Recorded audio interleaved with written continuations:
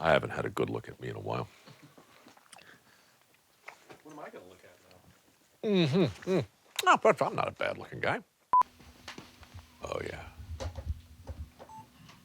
Beast. Scene 4, take 1. Give me some hard sticks this time. Hard sticks. Yeah. Oh. Nobody saw that coming.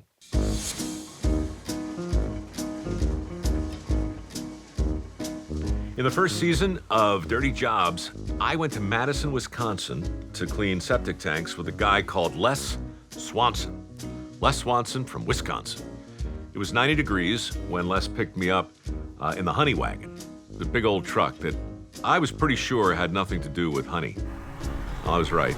That morning, Les and I filled the honey wagon with hundreds of pounds of turds and urine from vile-smelling pits in people's backyards. The process involved a very long hose and a powerful suction pump. It was hard work. We wore these surgical masks to keep little bits of poop from flying into our mouths as the giant hose shook and trembled in our hands.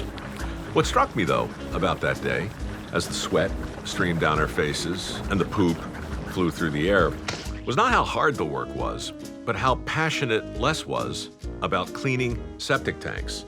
This guy talked endlessly about the freedom of running his own business and the satisfaction of being his own boss and just the joy of doing something he loved. When I asked him about the stench, he just laughed and said it smelled like money. Later that day, Les drove his honey wagon to a pumping station, a little concrete bunker-style building on the side of the highway. Inside the pumping station was a pit, maybe 15 feet deep. And inside the pit was about 5 feet of human waste. Something had gone wrong with the pump in the pumping station, so the city had called Les to come out and clean the pit. Unfortunately, much of the filth in the pit had metastasized to the point where it couldn't be sucked out with the hose. It was just too thick. So, after we sucked out everything we could, Les and I went into the pit with shovels and buckets for 2 hours of unforgettable toil. It was way over 100 degrees down there, and the smell was much worse than anything I'd ever encountered before or since.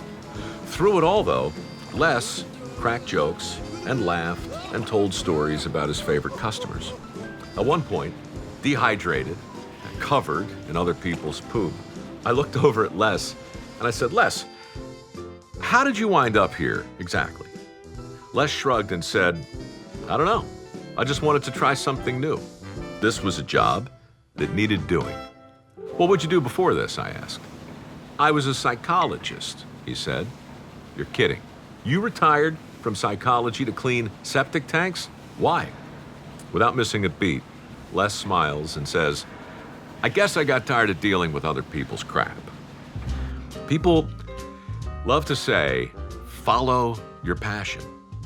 It's got a nice ring to it.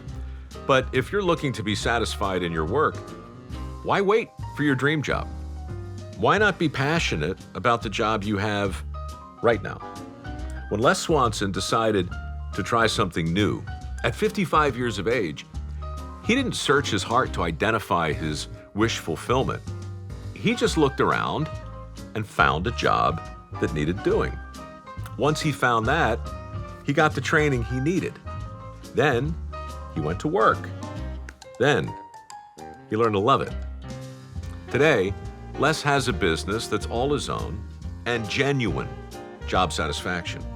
But make no mistake, he didn't follow his passion into a septic tank. He brought it with him and prospered as a result. I do not follow my passion. I bring it with me. I believe that any job can be done with passion and enthusiasm. What? It's happening. Yeah, Nick. I know. You kind of inspired me. 38 pounds. Really? That's a ton. Dude, it might as well be. Sugar, carbs, pasta, potatoes, all the stuff that's worth living for. That's true.